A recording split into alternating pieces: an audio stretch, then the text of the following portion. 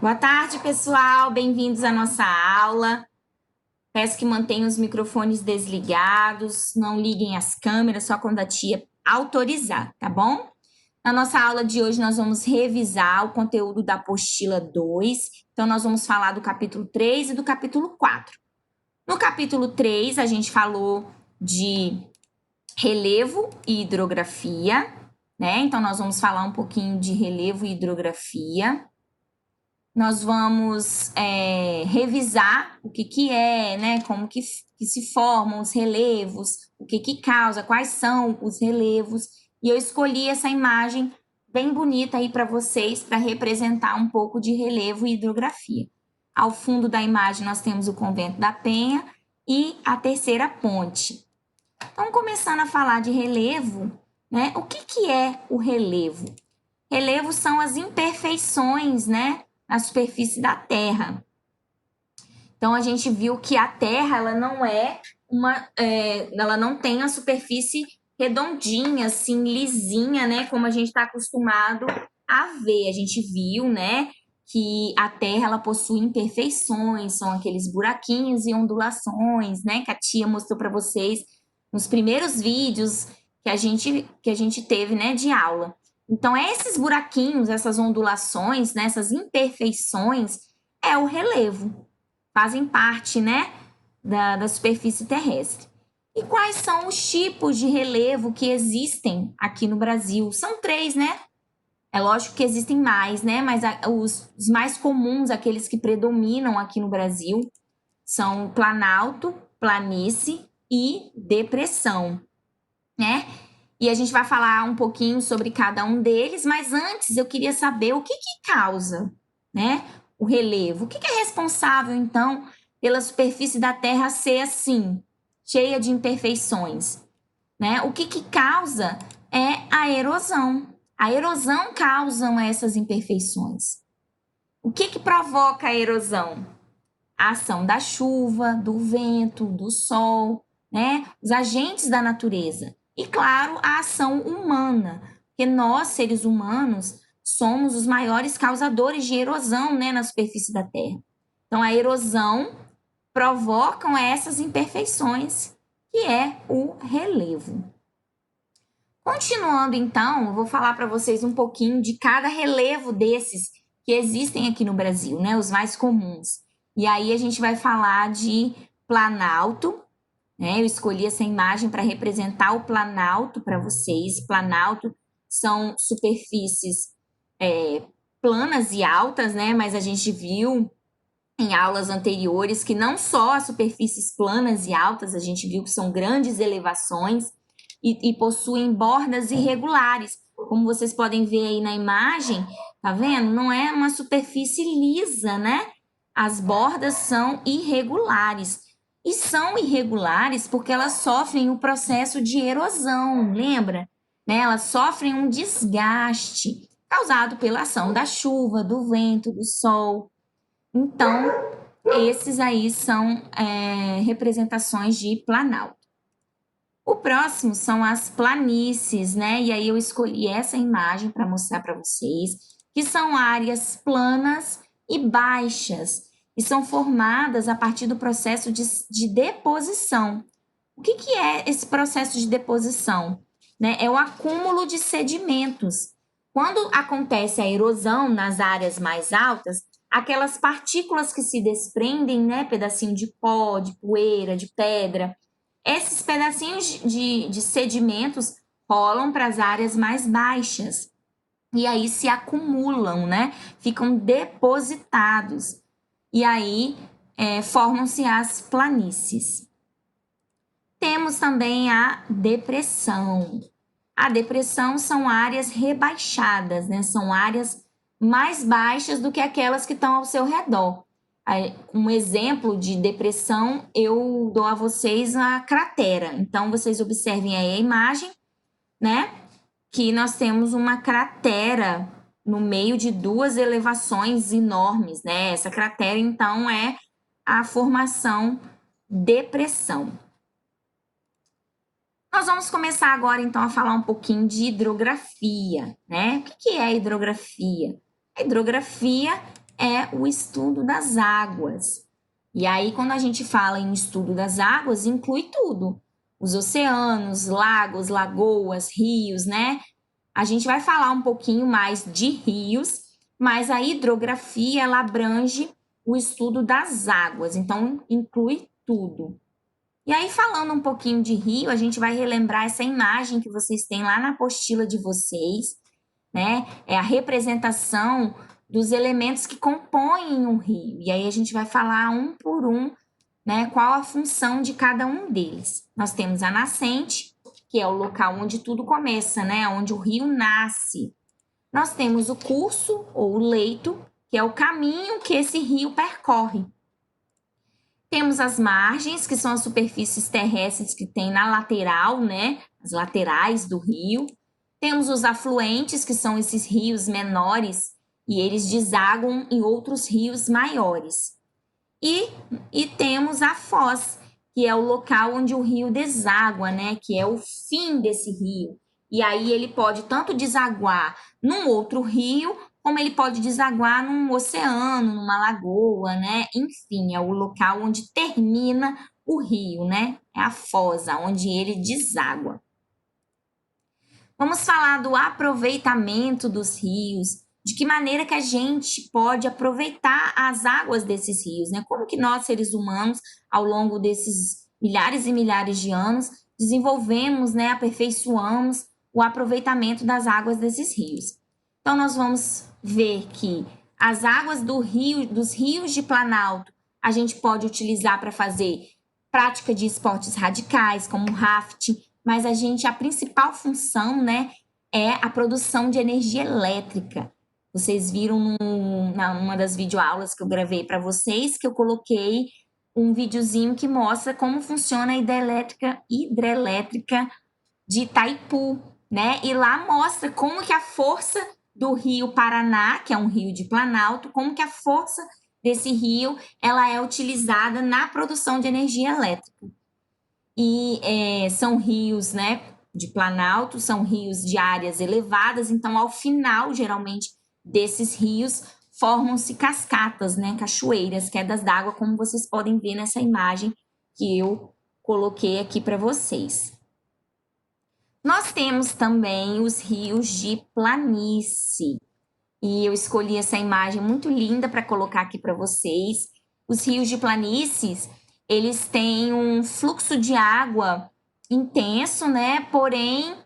Eles têm um fluxo de água grande, porém menos intenso, né? Então, por ele ser um rio de fluxo de água mais lento, eles formam essas curvas lindas que vocês estão vendo aí, né, na tela. E essas curvas, né, nós chamamos de meandros. E esses rios, por eles terem um fluxo de água mais lento, eles favorecem a navegação, né? A gente pode navegar, transportar pessoas e mercadorias. E aí eu coloquei a foto aí para vocês verem a representação disso. Nós temos aqui no Brasil dois tipos de rio. Nós temos os rios perenes e nós temos rios temporários.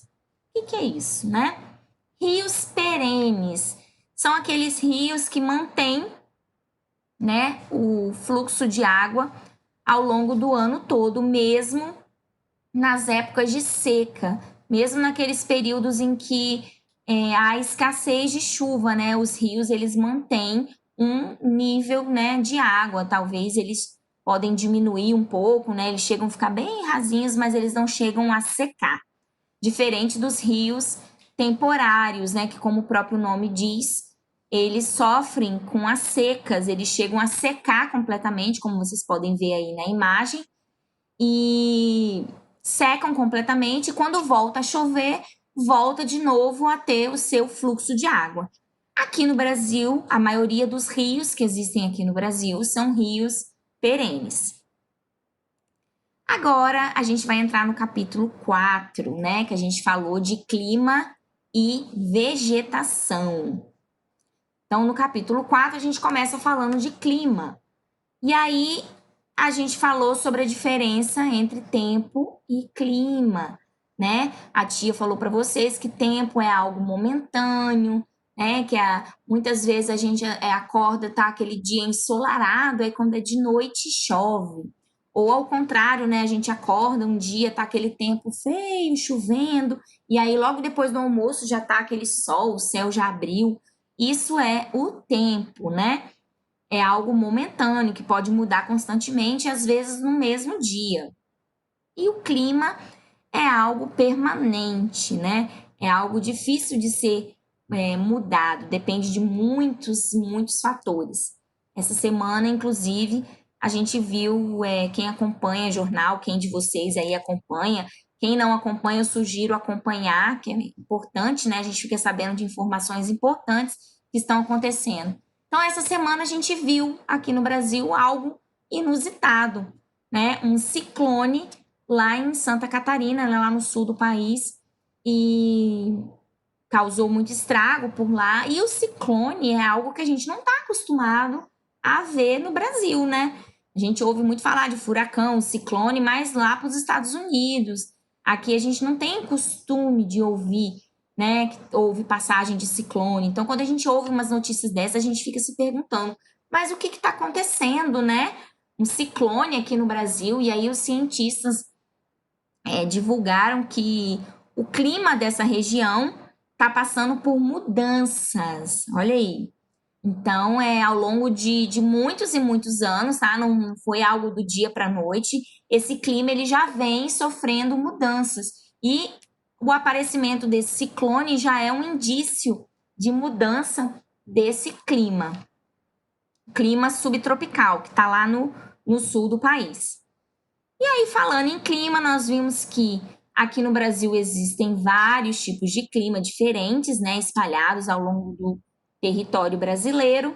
Nós temos o clima equatorial semiúmido, né, que é um clima quente, porém ele não apresenta tanta chuva quanto no clima equatorial úmido, né?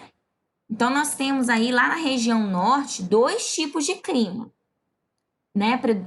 Tem o clima equatorial úmido, que é o que predomina lá na região norte. Né? Ele tem como característica ser quente e úmido, ó, temperaturas elevadas. E tem o clima equatorial semiúmido. Ele também é um clima que apresenta temperaturas elevadas, porém a quantidade de chuva é menor do que no clima equatorial úmido.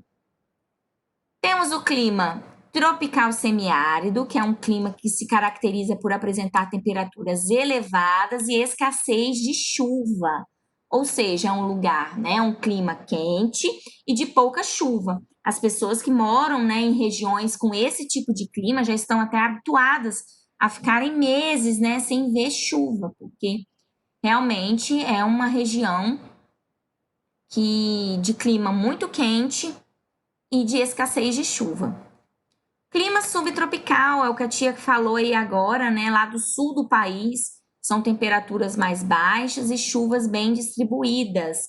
Quem tem a oportunidade de viajar de vez em quando para Gramado, né, para Santa Catarina, consegue perceber a mudança de temperatura, né? A gente está acostumado aqui com calor quase que o ano todo, e aí quando vai lá para o sul do país, acha até que está em algum país da Europa, né? Porque o clima lá é friozinho.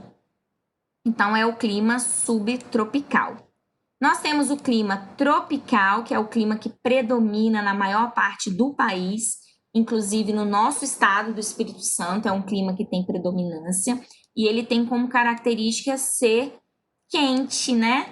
Na maior parte do ano, temperaturas elevadas, o inverno é seco e o verão chuvoso. Vocês podem perceber que final do ano, né, dezembro e janeiro, que é o nosso verão, sempre chove mais, né? Inclusive a gente vê no jornal depois muitas tragédias que acontecem em decorrência dessa quantidade de chuvas que acontece no verão. E nós temos um clima tropical de altitude. É um clima que está presente ali num pedacinho de São Paulo, um pedacinho de Minas e um pedacinho do Paraná. É um clima que está presente nas áreas de grandes elevações. Por isso, tropical de altitude. ele tem temperaturas mais baixas, né? Quanto mais alto, menor a temperatura. E chuvas mal distribuídas durante o ano. Já falamos, né, dos tipos de clima que existem aqui no Brasil e nós vamos falar que para cada tipo de clima que existe uma formação vegetal que está totalmente adaptada a esse tipo de clima. Vocês viram lá em ciência sobre os biomas, né, que existem aqui no Brasil. E eu vou falar para vocês agora as formações vegetais para cada tipo de clima. Então, começando no clima equatorial úmido, nós temos aí a formação vegetal, que a gente conhece muito bem, nossa floresta amazônica, né? É uma formação vegetal que está totalmente adaptada a esse tipo de clima quente e úmido. Nós temos o clima tropical semiárido, e nesse clima tropical semiárido nós temos a caatinga. E vocês devem lembrar na aula que eu dei a vocês sobre caatinga, né, que nós falamos sobre os mandacarus, que são aquelas plantinhas, né, aqueles cactos que existem na caatinga e que eles só florescem quando está para chover. Então é como se fosse um sinal, né, que essa plantinha dá aos moradores dessa região quando está para chover. Floresceu o mandacaru, está perto de cair chuva. Nós temos também o clima subtropical, e no clima subtropical nós temos a floresta das araucárias, que são essas árvores aqui com os troncos retinhos que vocês estão vendo, né?